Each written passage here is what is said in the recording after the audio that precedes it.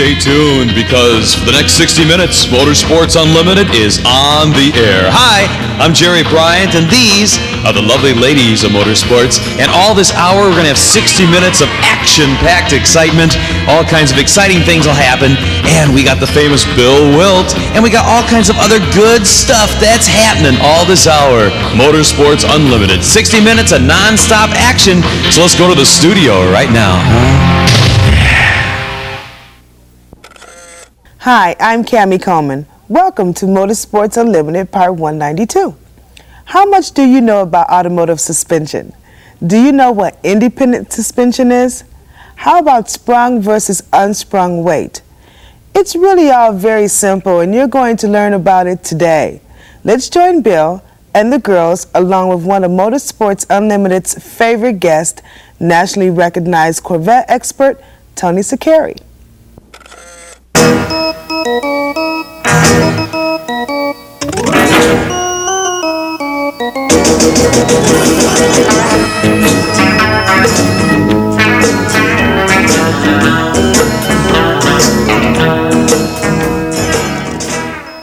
We are at Sun Ray Corvette once again. For those of you that saw our show last week, we are once again at Sun Ray Corvette. And once again, we've got Tony Sakari. Tony, welcome to Motorsports Unlimited again. Thank you, Bill. As we just mentioned while we were off, this is sort of a Tony Sakari festival. Kind of, yes.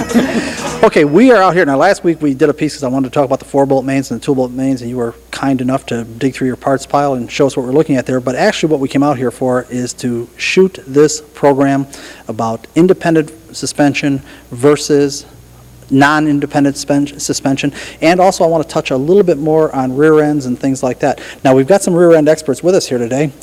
Christine and Gina, you guys were could we call you guys rear end experts? No. Now wait a minute, Gina, the last show we did, I asked you what posi was, and you said posi was when both the wheels turn. Correct. So that's sort of being a rear end expert, no? No. Well, I got, Amanda, did you know that that's what posi was? Yeah. You did know? Yeah. Catherine, go ahead and surprise me, Catherine. You knew that too? No, I didn't know that. Oh, okay, Kim? No. Okay. Anyhow, we're going to talk a little bit about rear ends, and we've got a couple things here to do this with, and I hope, Chuck, if you can broaden your shot a little bit. Tony, come on over here.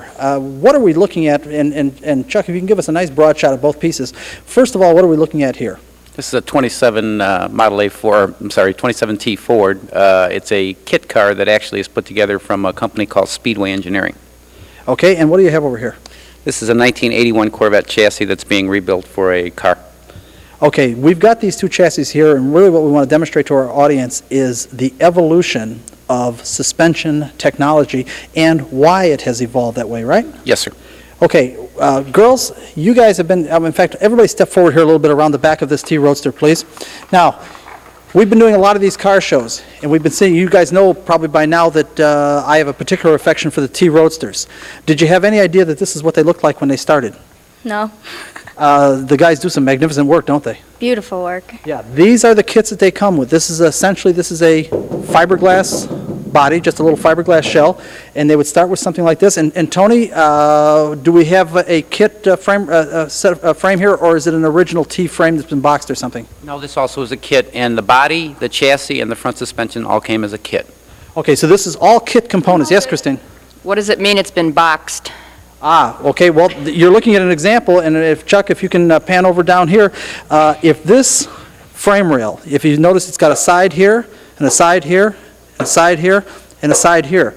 The original frame rails that cars were built with were called channel iron. Channel iron means it's got 3 sides. This one, and this one. If you wanted to make it stronger, you took and put a piece of steel in here and welded it here, and you called that boxed. You have, in effect, boxed the frame to make it stronger. Make sense? Yes. As an example, I don't know if In other words, the chassis of today are all boxed? No, Tony, you would be a better expert at that than I am. I don't think they're all boxed. There's some of them. Well, I would say mostly, yes. Right, because in the old days, you have to remember they had significantly heavier frames. They'd have a big X section going across here and real big channels, and as they went to smaller and lighter materials, they started boxing them to try to make them geometrically stronger while they have made them physically less strong. Tony, have I got it? Yes, that's true, but yet when you think about it logically, trucks still use the 3-sided frame, and of course that's supposed to be a stronger chassis yet, but they still do use the 3-sided type chassis. Right, and again, we don't want to confuse you with this. The way it comes from the factory, whether it was the original channel frame or whether it's this kind of a box design, for the application it was designed for was quite appropriate. Where we run into problems is we want to do stuff with them they were never designed for. We want to race them, put additional loads in them and all that, and that's what we're trying to do with the boxing, correct? Yes, and of course, the DOT is concerned about crash worthiness. Right, and you know how concerned I am with regulatory agencies, right? Yeah, oh, exactly. Right. Okay, now, girls, I want to try to do something here with you. This, again, we wanted to show, in fact, it's an opportunity to show our audience what these things look like when the guys start building some of these gorgeous T-Roadsters that we've seen. This is what they start out with, and I think they're to be applauded for what they build. Now, I want to get you guys, if you can, I want you to take this fiberglass shell off so we can talk about the suspension components. And we practiced this only one time, and it looked like it was going to be a disaster. So, girls, if you can. Now, if you can't do it, say so. We got it. You got it? Okay.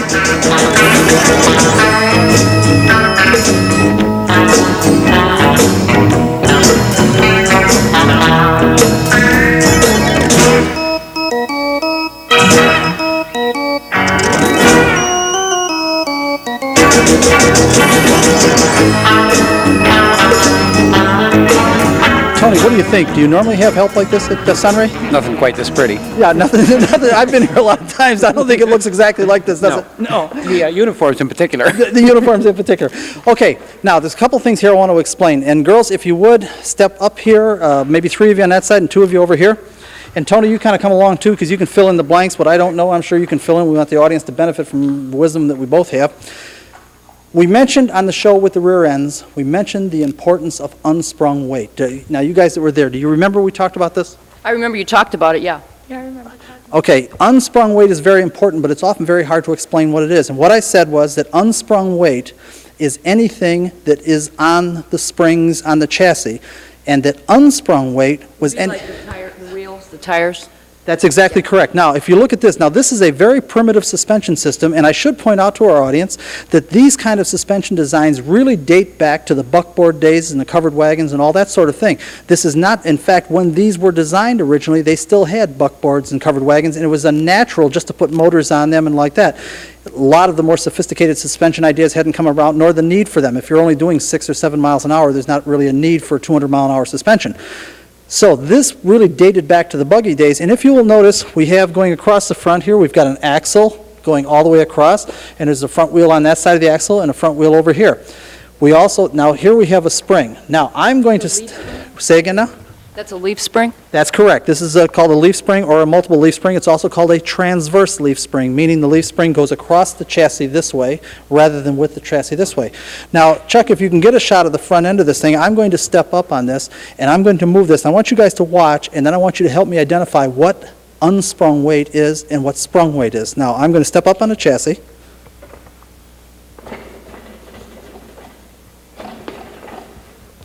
Okay, Gina?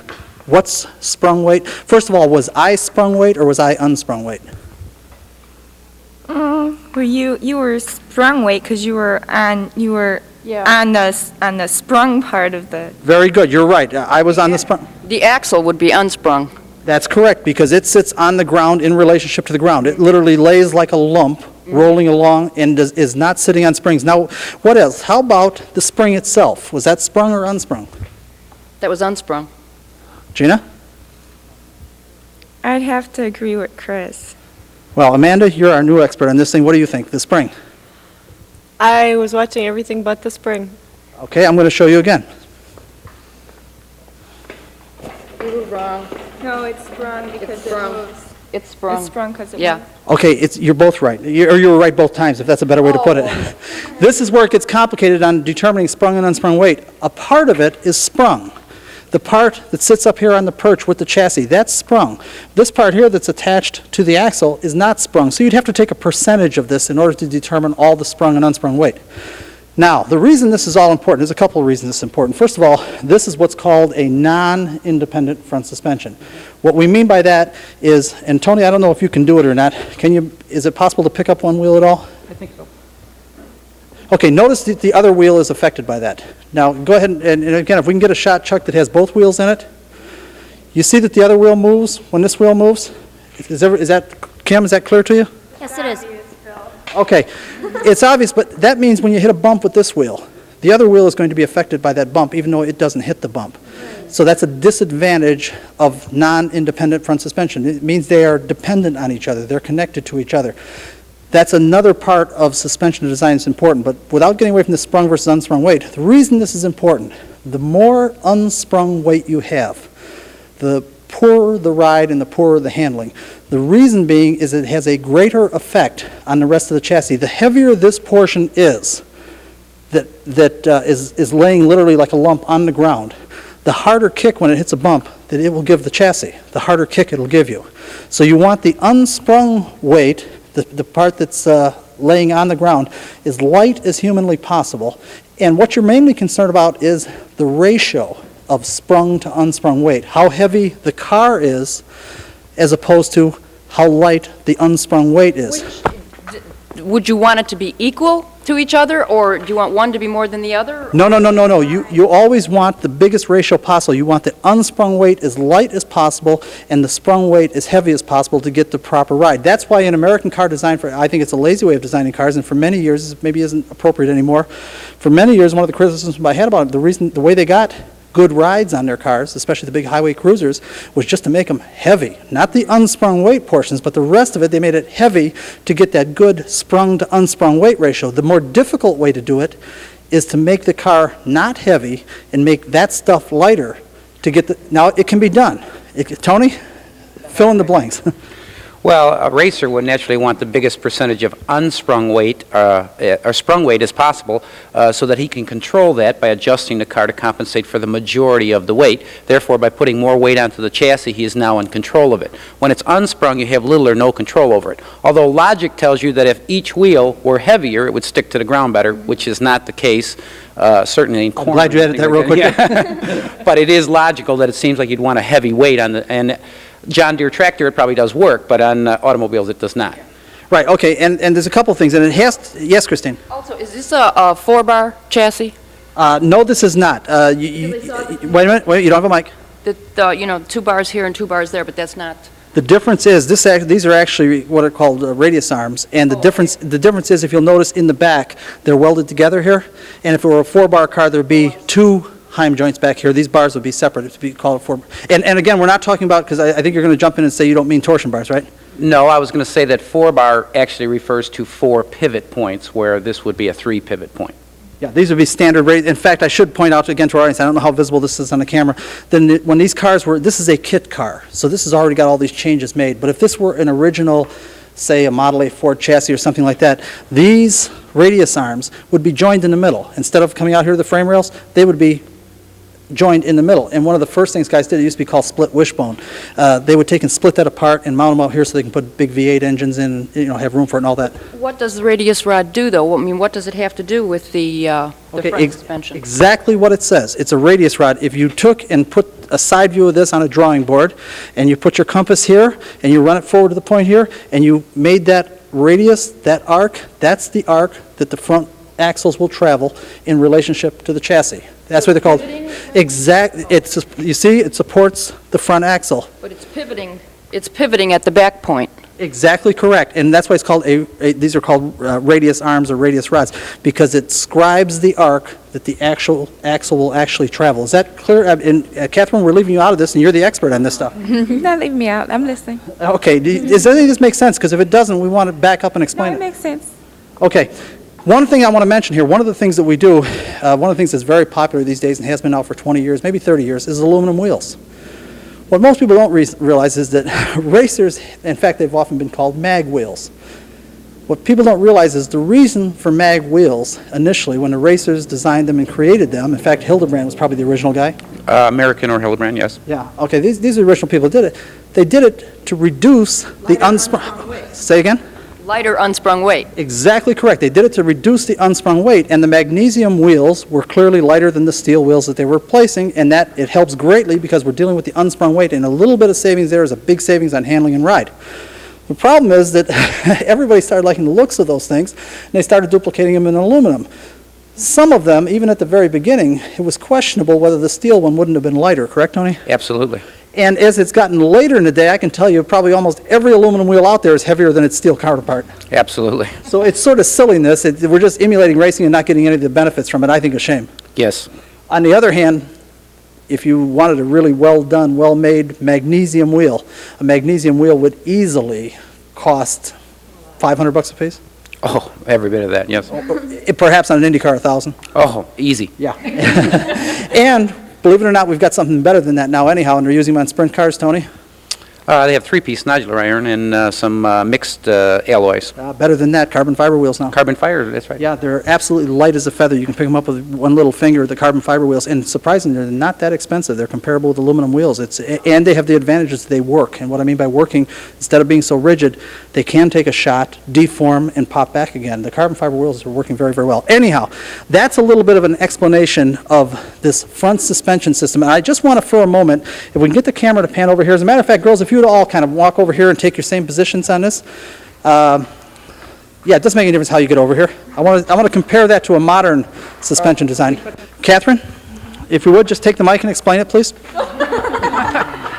Come on out here. We don't want to hide the girls in the back. You know I'm not an expert. You asked me. I'm not an expert. Well, I know you're not an expert, but do you see that this is also a front end on the car?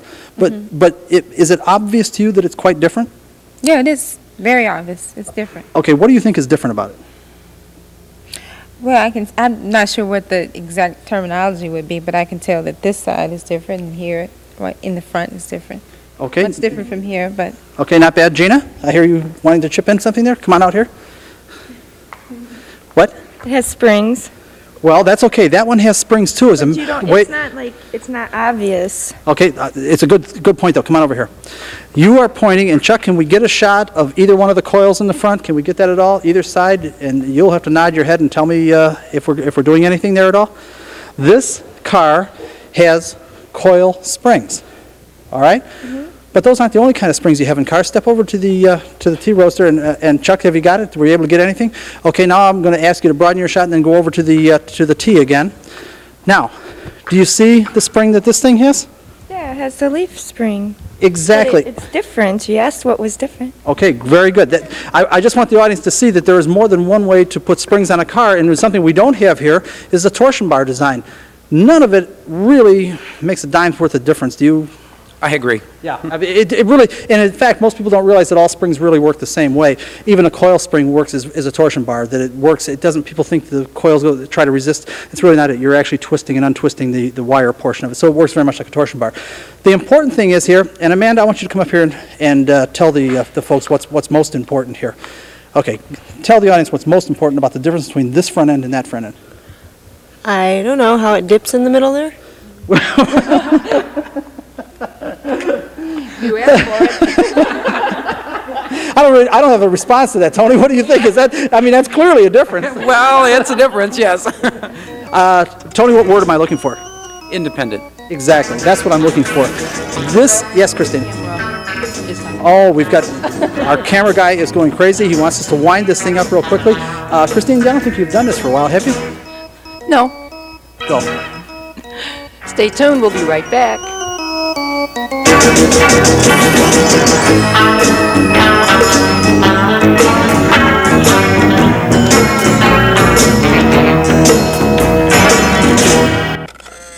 Okay, maybe it's not quite as simple as I mentioned in the opening, but I'm sure Bill and Tony are going to make it crystal clear as we move along. But before we go any further, let's meet the girls that did the location work. Hi, I'm Gina Lisa. And I'm Chris Schutz. I'm Kim Donahue. I'm Catherine Jones. I'm Amanda Norris. Thank you, girls. Now, let's return to Sun Ray and see if we can understand the value of independent suspension designs.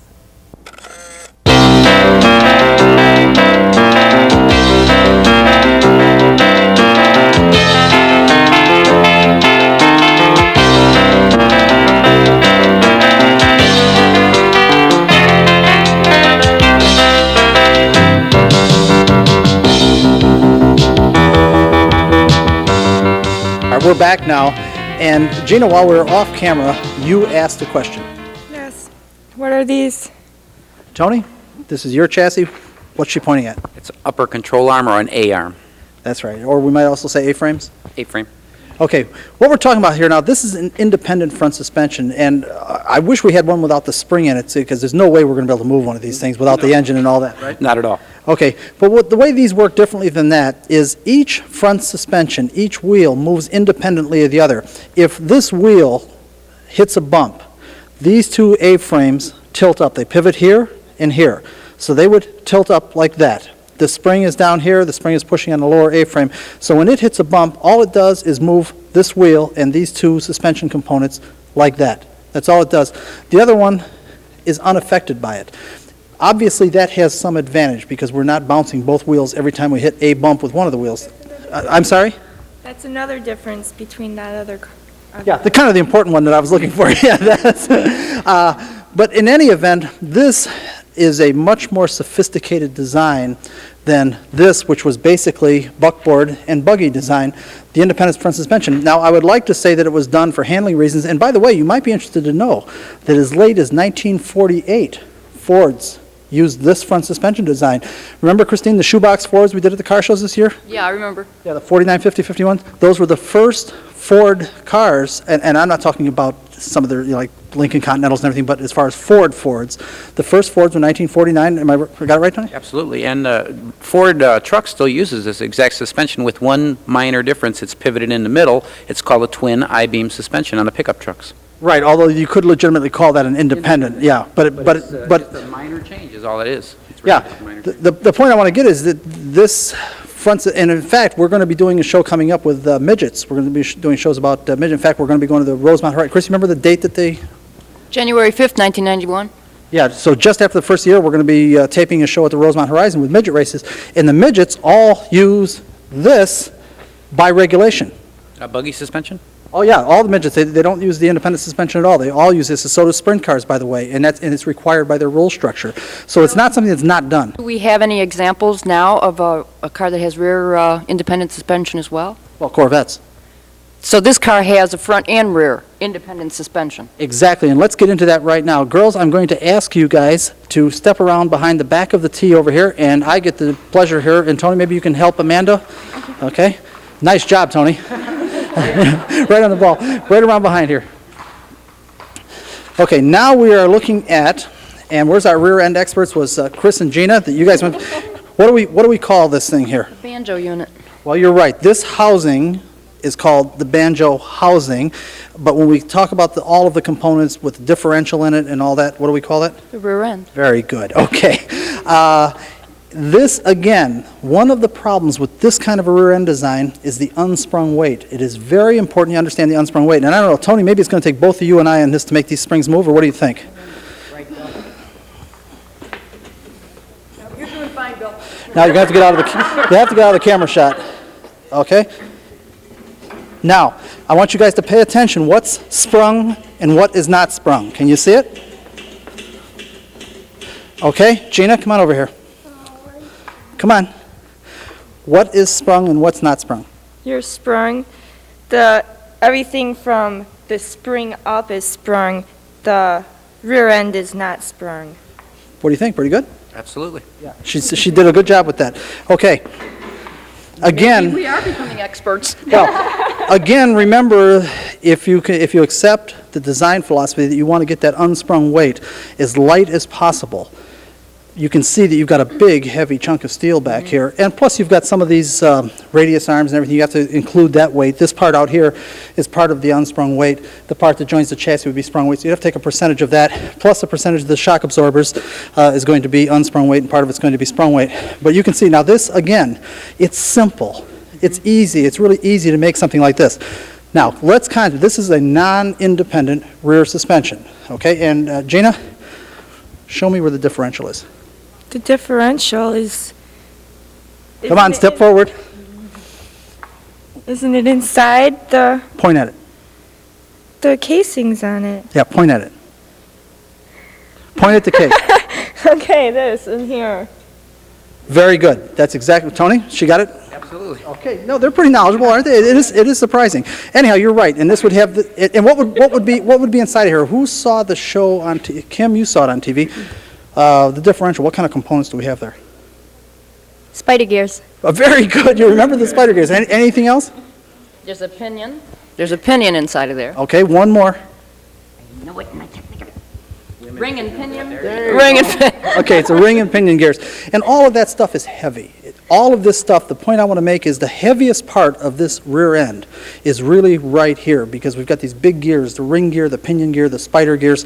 Those are all very heavy. That's the heaviest parts of the rear end. The rest of this thing, the banjo unit going out here, this is all fairly light wall tubing. It's not really that heavy. The banjo itself isn't all that heavy. Tony? Oh, yes, and the axles themselves are pretty heavy, too. So, I mean, you got bearings and quite a bit of stuff hanging off the end of it there, so it gets pretty heavy. Also, though, Bill, being that the heaviest part is the differential in the center, I would think that they would have to compensate, which it looks like it may be being compensated for, that that's the heaviest part and that part would sag because it's the heaviest part. You know what I mean? Well, I know what you mean, but it's designed strong enough for that. And something else we might point out, the way these things are located in the chassis is important. For example, on that front end, we talked extensively about you had the radius rods there. We talked extensively about how that locates the front end. And then, of course, the transverse leaf spring across here locates it laterally like this. When you go to the rear end, again, and this is something that I like to show off because this is a T Roadster. Before, you've seen how nice when they come out, they're beautiful cars, what these guys do with them. But this is how they start with these things. Now, to locate the rear end laterally, which is this way, Amanda, can you see how it's located in relationship to the chassis? If I took the chassis and went to rock the chassis back and forth this way, what would keep the rear end in line with it? Come right on over here. I want you to understand this. Okay? Kneel down just a little bit. Okay? Now, if I were to try to move this way, and you see the rear end moves with it. Okay? Can you see that? Okay, what locates it like that? It looks like it would be this or the shocks. No, you're exactly correct. This is it. And, Tony, what do we call that arm? Panhard bar. This is called a panhard bar. There's a couple of ways to do it. Watts linkage is another way to do it. And what that does is locate this rear end laterally in relationship to the chassis. Now, what do you suppose locates the rear end longitudinally? If I go like this with it and it pushes forward or it comes back, what is this component staying in relationship to the chassis? What does that? I don't know. Take a look.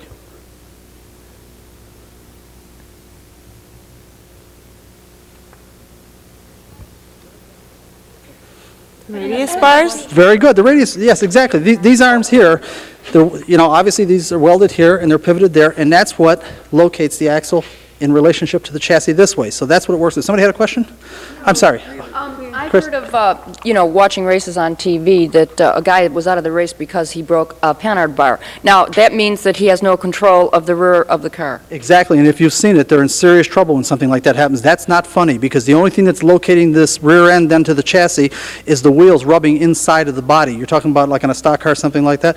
The wheel's located inside the body, and you can rip it right outside the body with no problem at all. That's very dangerous when something like that happens. You can see that controls the... But now, at least when I hear it, the next time, I'll understand what, how awful it was, what happened. And I want to point out... What would cause the Panhard arm to be weak in a point to where it would break? Okay, you have to understand. Let's assume we've got a whole chassis on this car. We've got a human being in here, a big V8 motor, lots of power going into the rear end, and we're going around a corner, let's say at 170 miles an hour. High bank racetrack, let's say Rockingham, something like that, high bank racetrack. We're going around the corner with this thing. The forces being exerted, this chassis so badly wants to go over the wall, and the only thing that's preventing it from leaving the rear end on the track and going over the wall is that Panhard bar. Tremendous amount of force in there. You couldn't use something as light as this for that kind of racing application, right, Tony? Oh, not at all. As a matter of fact, even when it works, it doesn't work all that great. As it changes arc, it tends to want to push the rear end to one side or the other. Yes, as a matter of fact, Chuck, if you can get that on a camera shot, you should notice that if we scribed a line, this mounting point here, and I want to talk for a moment, I want to talk for a moment about mounting points, and this mounting point here. If we use this as a compass point, and this is the other end of the sweep of the compass, as this goes up and down, it doesn't go straight up and down the way we would like it to. We would like the rear end to stay in perfect relationship to the chassis, going straight up and down.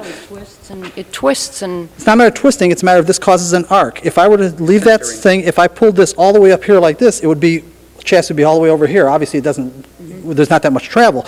But even in a limited movement of travel, the rear end is going to move in relationship to the chassis like this slightly. It doesn't really make any difference under normal application. Under racing applications, it can be disastrous. Oh, absolutely. It calls a rear steer situation. Yeah, you actually end up with the rear end starting to steer the car because of the arcs, because these, you see, that's what's complicated about suspension geometry. These things don't move straight up and down. They move up and down in arcs, whether it be the front or the back. And the arcs are what creates this geometric effect. And you have to be very careful about mounting points and all that, because you will actually end up, even though you think you're steering the car with the steering wheel, as the load goes in and this thing starts to change relationship to the suspension, this actually starts steering the car. In other words, the rear end is trying to step out? No, that's a different expression. That's a different expression, but as these things travel through their arcs, they change relationship to the chassis. It's very important. This is not an easy field. Tony, would you agree? Absolutely, and it's a common terminology called bump steer. Well, bump steer, of course, would be the front end. Or the rear, actually, I mean, I think it would steer the same way. If the panhard bar changes arc, it's going to move the rear end over, which is going to cause the car to shift and steer. Yeah, and it can be a real problem, and this is a science. There's no question about it. It's something that the average person would never think about going to the grocery store because they don't run vehicles at their limit. Those of us that try to advance the limits of our knowledge and advance the limits of science and technology in this area, we can't find the limits if we don't run these things up to the limits and find out what they do with those limits, and it makes everybody else more comfortable much below that. Let's step over now to the Corvette chassis, and we're looking at exactly the same thing here, girls, as far as what it does. If you will notice, we've got a place to mount a wheel over here, got a place to mount a wheel over there, but Kim, come on out here, and Gina, you too. I want you to take a look here. How is this different from what you were just looking at? Doesn't have the bar that's going straight across. Like on there. Wait a minute, you don't have a mic. It's only hooked up to one wheel. A bar's only hooked up to one wheel, right here. Okay, let me show you something that's quite different. Step back just a little bit. And Chuck, if we can get a nice shot of this rear end here, I want to take and turn this.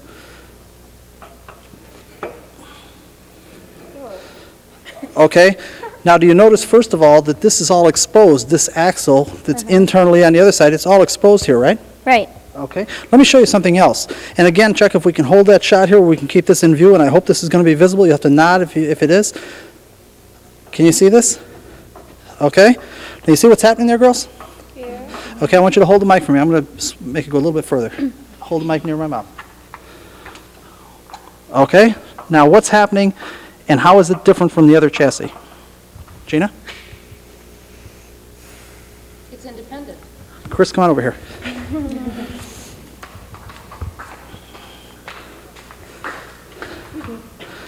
Talk to me.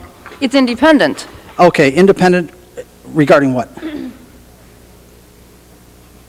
Okay, the first thing I want to point out is that the heaviest part of the rear end, the differential, that's this. This is where the spider gears and the ring gear and the pinion, in fact, this is attached to the pinion. All of this stuff doesn't move. Notice that when we hit a bump, that's all part of the chassis then. So we have drastically reduced the unsprung weight. This now moves with the chassis, just like if I were standing up on there, this moves with the chassis. So we've taken the heaviest part of the rear end and made it part of the chassis. In addition to that, we've also made it so that when one wheel hits a bump, this one, it doesn't affect that one. And Tony, if you'll take and pick that one up, that one doesn't affect this one at all. Now, we've left the drive shaft out there just by purpose of demonstration here. But you see, again, this is a considerably more sophisticated rear suspension design than this one over here, which really dates back to horse and buggy days, literally. Well, no, this is, you refer to that as a drive shaft, it's not an axle? No, this would be a drive shaft, right. On this one, though, it's an axle. Well, that's correct, and let me explain a little bit of the difference. In fact, Tony and I were just talking about it, he tends to refer to these as half shafts. My own feeling, and we're going to talk about this a little bit, Tony and I, actually, let me get over there by you, Tony. Let me just step over by you. Tony and I both think that one of the problems with enthusiasts is that they sometimes treat these vehicles they're enthusiastic about with perhaps more reverence than they should. Oh, yes. You run into that all the time. All the time, sure. Right. We understand that these are production vehicles. They make lots of them, and a lot of compromises are made here in the design. I am not particularly enthusiastic about the Corvette rear independent suspension design. I think it's sort of a production unit, but let me say it with the following caveat. I don't claim to be an expert in this area. I have some knowledge in it. Jaguar, and no one would fault the handling of Jaguars. They are fine handling automobiles. They use a similar kind of independent rear suspension, and apparently it works very well for them. I'll tell you what the problems that I have with it. These rear ends, I think that a properly done rear suspension would be like what they do in a Formula One car or an Indy car or any number of open wheel cars, where the wheels, the actual motion of the wheels, has nothing whatsoever to do with the drive components. And what I mean by that is you would literally have an A-frame at the top here like you did at the front, and an A-frame at the bottom, and you could take everything out from in between. And the wheel, the chassis could move up and down, you could push it around the pit area and everything, you just wouldn't be able to put any power to it. That those components, the components that support the wheels, the uprights and the half shaft, or not the half shafts, but the uprights and all that, have nothing whatsoever to do with locating the wheels in relationship to the chassis. The Corvette, it does. If you will notice, and Chuck, I don't know if we can get the camera shot here, I'm going to move this back and forth.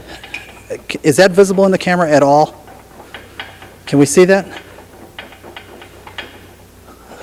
What do you think, Chuck? No? You can't see it? Does that help at all?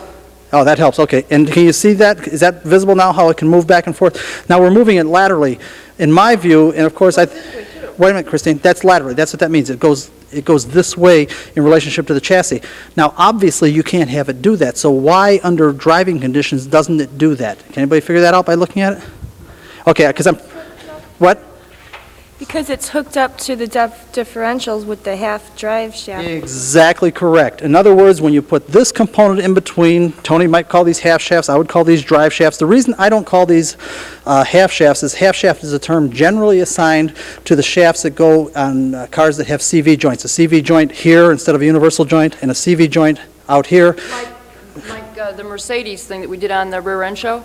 Right, or like any of the Indy cars or the Formula One cars or anything like that. I think we're nitpicking. You could call them half shafts or you can call them drive shafts. In any event, what they do on the Corvettes and on the Jaguars for that matter is this actually acts to locate the wheel laterally. In other words, force goes into these. If you take it out, like we have on this one here, we can move this like, oh, wait a minute. Our cameraman is panicking. Now, I've got a good question to ask here. In fact, I'm going to ask both of you girls. Do you guys hear the music? The music now. Yes, I believe in it. Oh, wait, she said, what's that, Chris? Catherine, come over here.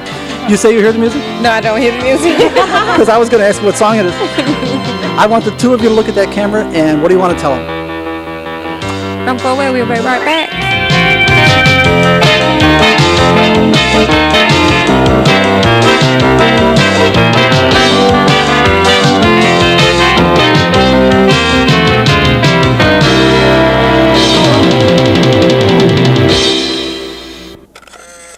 We sometimes run out of tape at the most inopportune times. I was just starting to get into half shafts and laterally locating rear ends. I think they're ready now, so let's return and try to understand.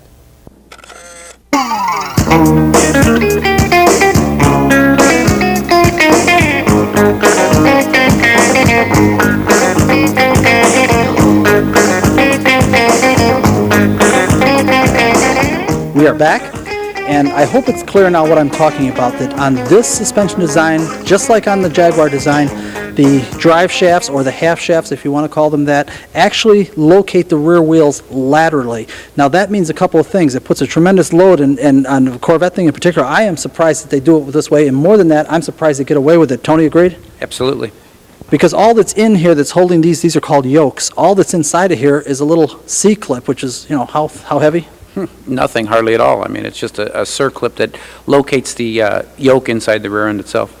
Right, so that means when you go around a corner with this thing, especially under racing conditions, going around a corner fast, that is putting a tremendous load into these yokes. Now, I suppose the reason they get away with it is because the greatest load would be the outside wheel being forced in, and obviously that's not going on a circlip, and the other one is just being kind of lightly dragged, assuming it's losing traction. Actually, there is no thrust on the yokes. The strut rod is what does most of the locating, and that's just kind of a center-over type of arrangement. Right. You and I don't completely agree on that, because I think that I think it's taking a tremendous amount of thrust on there. It's not engineered that way. Well, yeah, I know, I think they got some wishful thinking. Yeah. What Tony is talking about, we should say, is, and Chuck, is it visible in the camera shot, that lower control arm, is that visible? He's shaking his head, so we're going to hold it up on this side. And Tony, you want to show the eccentric and show how this is adjusted, right? Well, this is, when we go to an independent suspension, we also add some adjustments that we don't have on that rear end, which would be toe in, toe out, and camber. Camber adjustment comes through this rod, and it's used by this eccentric right here. That allows the rod to be moved in or out. Okay, I want to show you how hard this is. Anybody have any idea what camber is? No. No. You see, that's why this is hard. We want to talk to the general public. What's camber? Camber would be the angle that the wheel leans. When you're looking at it from the front, if it's leaning in or it's leaning out. Right, we're talking about the top of the wheel. If I had it right here, if I tilted it in or tilted it out, that we're talking about whether the wheel is cambered or not. That's camber, and it would wear off the inside of the tread or the outside of the tread, depending on which way it was leaning, and that's what this controls. Wait, before you go any farther, you also mentioned toe in and toe out. Does anybody know what toe in and toe out means? Anybody? Okay, toe in and toe out, again, now you take that wheel, instead of worrying about tilting in, tilting out, look at it directly from the top. Do we turn the nose of it in, the forward part of it, in a little bit in relationship to the other one, so it's like pigeon-toed? That would be called toe in. Or do we adjust them so that they're a little bit out away from each other, called toe out, or do we have them neutral right now? Independent suspension gives us, that doesn't, we can't change that on that one over there. Independent suspension gives us all these additional adjustments to work with. I'm sorry, Tony, I didn't want to step on your thunder, but again, it's Yes. real important the general public come to appreciate and understand these things. Yes. Go ahead. And that's what this is, adjusts, and it's done by an eccentric. The eccentric is just a bolt that is off-centered in a circle. And as the circle is turned, the bolt pulls this in or pushes it out, depending on what you're trying to do with the wheel. Right, in other words, this control arm locates here, okay? You can see it on that side, right underneath the yoke over there, okay? This goes in here, and the bottom part of it goes in here, like this. This eccentric here, do you see the adjustment? It has the little lines on it. I bet none of that is visible to our camera, right, Chuck? Or, yeah, he's kind of wincing, maybe it is. Anyhow, as you rotate this, that will pull the bottom of the wheel in or push the bottom of the wheel out.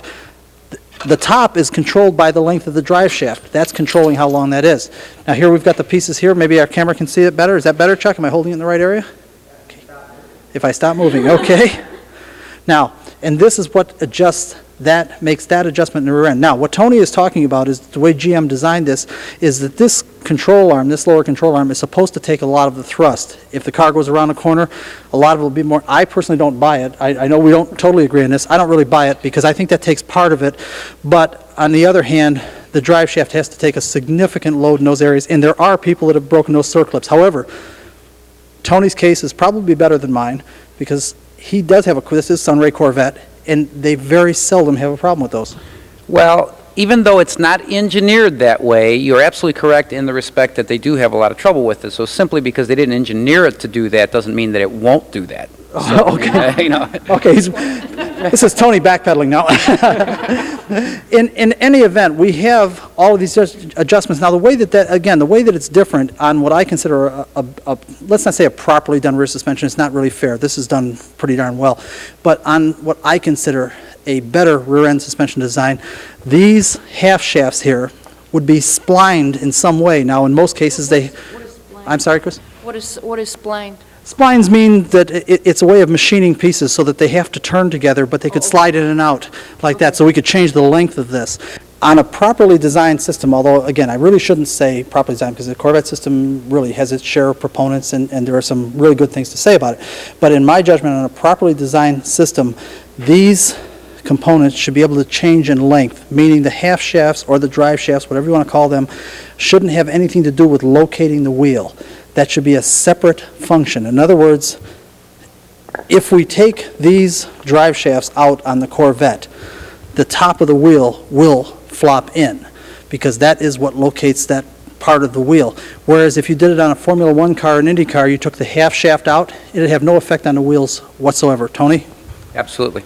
Okay. Wait a minute, Chris. It's quite obvious the more of that you would do, it would just get so horrendously expensive, you couldn't afford it. You know, you're exactly right, and Tony and I talked about this. The Corvette is a production vehicle. They do have to make some compromises.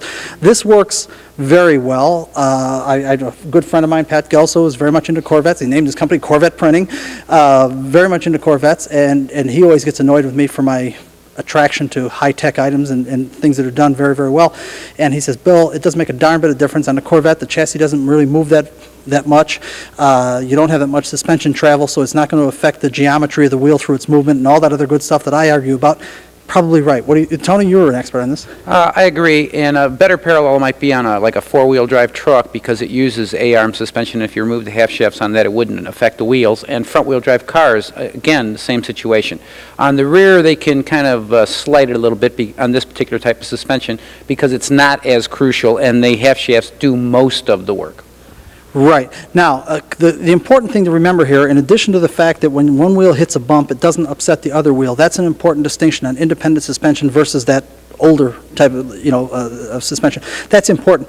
But the perhaps most important thing from a ride aspect is the improvement in ride that this gives. My own feeling is one of the reasons that Corvette did this is because the driver's seat and the passenger seat are literally right here. They're right. Tony, am I close to right? You're an expert. Absolutely. You are sitting right there. Okay, you're sitting literally, and when you've got a big heavy rear end out there with lots of unsprung weight, that rear end, you hit a bump, that gives a heck of a kick through the chassis, which is right where the Tony? Sure. Absolutely. Yeah, you've had, so my own feeling is that the reason they did this, it was really to improve the ride of the Corvette. Handling more than ride, I would think. Don't argue with the host, Tony. I'd have to say it would be handling for cornering and such. Okay, and I will stick to my guns. I still say they did it to improve the ride of it because I don't think they were that concerned with I shouldn't. I'm just not convinced they're that concerned with the handling of the Corvettes. In reality, it probably was a marketing decision. Well, there you go. Because marketing, and we should say why, because people that would buy an expensive sports car expect it to have independent suspension front and rear. Because Absolutely. A Porsche does, a Mercedes does, just about any expensive sports car has got fully independent suspension. And I want to talk about that for a minute. And Tony, pull up a chair here on this one. One of the most difficult things, we talk about, I often get calls, I can tell our viewers, we often get calls from folks asking what the best car is, and I'm flattered by that. I'm glad that the people have confidence in us and think we know what we're talking about and all that good stuff, and probably give us credit for more intelligence than we actually have. But obviously, I'm pleased by that. But they ask us what the best car is. Here's the problem with those kind of things. It has to do with the difference between having a laundry list of components and making it work. It's two different things. And what I mean by that is I think we would all acknowledge, maybe not Tony, but I think we would probably all acknowledge that Porsche may be the finest handling production car in the world. So would you go maybe? I would say yes. Okay, you don't even agree with that? Yes. Okay, fine handling car. However, we could easily take that Porsche into my shop without changing any of the laundry list of components. It would still have fully independent rear suspension, fully independent front suspension, everything being the same, except we would go in there and change all the suspension mounting points, all these arcs that we're talking about, these radius rods and these arms, for example, the control arms in there. All we'd have to go in there is go and change the locations of some of the, and we could turn that into an evil, handling, dangerous automobile. Agreed? Oh, absolutely. So what I'm saying here, just having the laundry list of components isn't enough. Somebody can't run up to me and say, Bill, this has got to be the best car in the world, isn't it? Because it's got independent rear suspension, it's got independent front suspension, it's got a 5-speed transmission, it's got all-wheel drive, it's got, and all the rest of this good stuff. Because I still don't have any idea if they did it in a way that works. Anybody can put the components together. The idea is, can you make them work? And that's what motorsport is about. That's what we're here for, because all the talk is over, and I'm not going to use the expression, but let's just say all the talk is over when the green flag drops. You can make a very convincing verbal argument for having all of these components. But when you get out there and put it in an arena where you're competing with other people that have done the same thing, then you find out who did it right. Yes, and an engineer works on with paper and pen. Straight lines work very well with paper and pen on paper, but an automobile is pretty much a lot of arcs and very difficult. It becomes very sophisticated and very difficult to keep everything in relation to itself. So even a minor movement of any pivot point can make a major difference in the handling of the car. It really can, and let me go a little bit further with this conversation as long as we're talking about this. The major job of a chassis is to be stiff. Obviously, it's got to have a place for the people to sit on and a place where to put the engine. We've got to attach the suspension to it and the rear ends and the front end and all that stuff. Chassis got to do all that. But as far as handling, the most important part of a chassis is to make it stiff and rigid. It has to, in order to make it. Now, the reason for that is that you want to be able to control all these arcs that we're talking about. When this rear wheel goes up and down, it travels through an arc. When the front wheels go up and down, they travel through arcs, and they've got, the radius arms and all that to control these things as it's going through. We can control and predict all of those actions. We can put shock absorbers on there to dampen the action. We can change mounting points. We can do all that. But once the chassis twists when we hit a bump or put it through a high cornering load or something like that, when the chassis, we can't control any of that, and we can't predict what it's going to do. So the best chassis are the ones that are the most rigid, and then the travel of the wheels is all controlled by something we can design and we can control. That's why a chassis being rigid is very important. Now, Indy cars, Formula One cars, pure racing cars that are designed, the chassis, what you see is literally the chassis of the car. It doesn't use, now this we've talked about on the show before, the difference between unibody cars, so-called unibody. Actually, the word is monocoque. A monocoque chassis is where the body itself is the chassis and doesn't have a separate frame. A Corvette is a frame type car. This is a frame. The body actually gets parked and bolted down onto the frame. It's a separate frame and body car. The stiffer chassis are the ones that are called the unibody chassis, where the entire chassis, the roof, everything is a structural component of the car, making a very stiff chassis. The advantage is you want that chassis stiff so that you can control and you can design the movement of the wheels and dampen them and make whatever changes. And Tony, you want to fill in any of these blanks on me? Corvette, the body is strictly a cosmetic item, so I mean you could build this chassis and literally drive it. And a monocoque type, it actually is the car. I mean, it's the heart of the car. So I mean, if you took the components out of a monocoque car, you'd end up with an engine, a transmission, and a rear end. Where this car actually has the chassis itself, which is basically the heart of the car. I want to show one more thing because I think it's something that the motorsport community really ought to know about, because there is some real value to using these Corvette rear ends, not the least of which I was surprised at what you told me is how inexpensively they go. But I want to do something I want to move some stuff around here because I want to take a look at the latest design, which I like a whole lot better than this. This is what year is this? This would actually be a 1980 rear end assembly. Okay, and we're going to look at? 1986. Okay, significantly better. They do a much nicer job on it. Gina, I don't think you've said it yet today. First of all, let me ask you, do you hear the music? I'm not going to answer that, and if I do, it would probably be playing our song, Bill. What do you want to tell the camera? Don't go away, we'll be right back.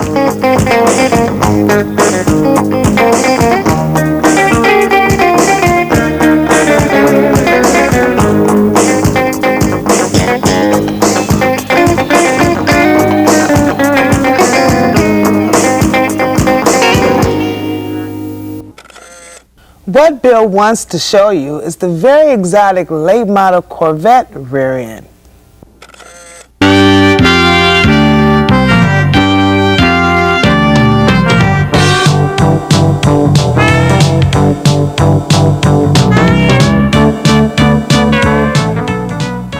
All right, this rear end is something kind of extra special. Tony, step on in here a little bit.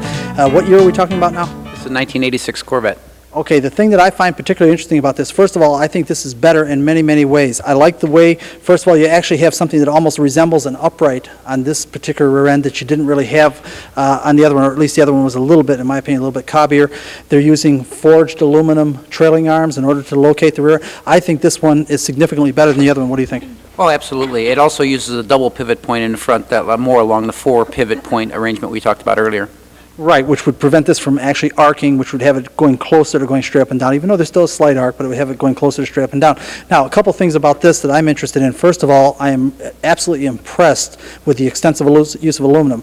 We're talking about aluminum case on the differential. We're talking about this support that goes to the chassis, aluminum. The drive shafts, or half shafts if you want to call them that, all aluminum. What I call uprights, all aluminum, forged aluminum trailing arms. This is really a nice piece of work. Oh yes, it's very sophisticated.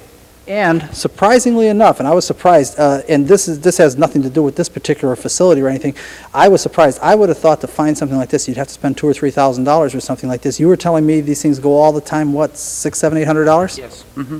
Okay, and why? Why so inexpensive?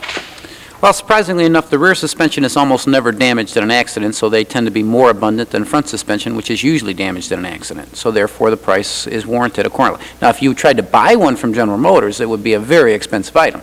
But generally, for a street route or something like that, he should be able to pick up something like this for in the neighborhood of $600 to $700. Okay, which I think is something every one of these guys ought to really seriously consider, particularly the way it would enhance the ride of something like a T-Roadster, one of these very, very light cars that can really benefit from reducing that unsprung weight.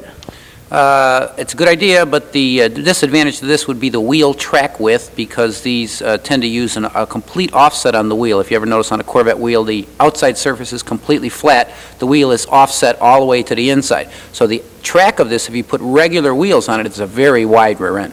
So a person would really have to come up with some custom rear wheels in order to give it the appropriate look for what we're used to in a T-Roadster? Yes, or use a 100% offset wheel like a Corvette uses.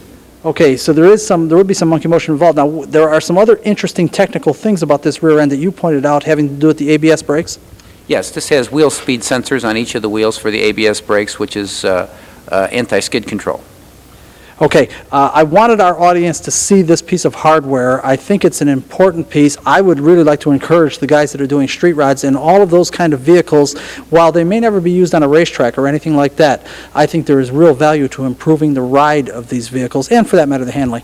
Oh yes, and the aesthetic purposes too, being all aluminum, it can be polished and become a very pretty rear end. Oh yeah, we should say that aluminum is really nice to work with. You spend 2 or 3 days on this with some buffing wheels, and you can make this thing glisten like it was solid chrome plating just by polishing it. Absolutely, it's a nice rear end to work with. Okay, interesting piece. Girls, everybody together. What? Don't go away, we'll be right back.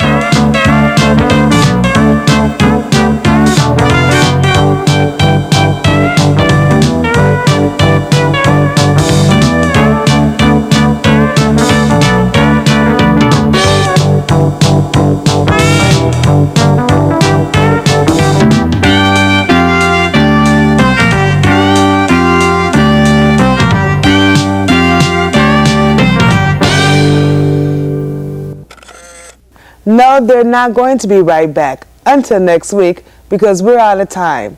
I hope you enjoyed our look at automotive suspension design, and I encourage you to join us next week when we compare front-wheel drive to rear-wheel drive.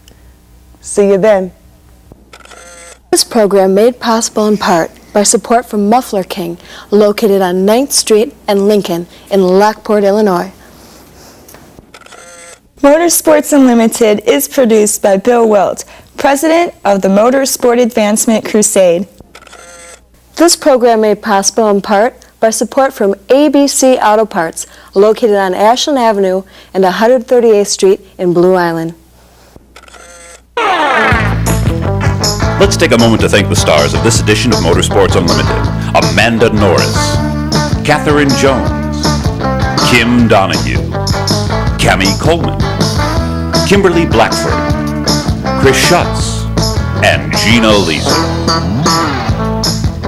Speaking of stars, how about our fine production team, Chuck Itzenthaler and Bill Moore. Special thanks to the folks that create music for Motorsports Unlimited, Fireside Recording Studio in Westchester, Illinois, and independent musical artist Roger Pauley. While we're talking artists, let's not forget Jerry Bryant from JBTV and Chicago AV for the fine video effects. And we've sure got to thank the folks at Audition News for helping us find Chicago area talent to lighten and brighten our show. This is Paul Schultz talking to you. See you next week.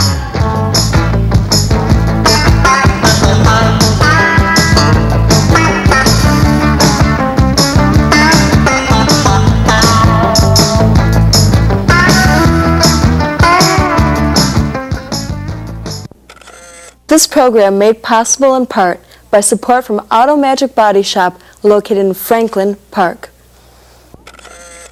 The Motorsport Advancement Crusade is a nonprofit organization dedicated to the preservation and enhancement of motorsport.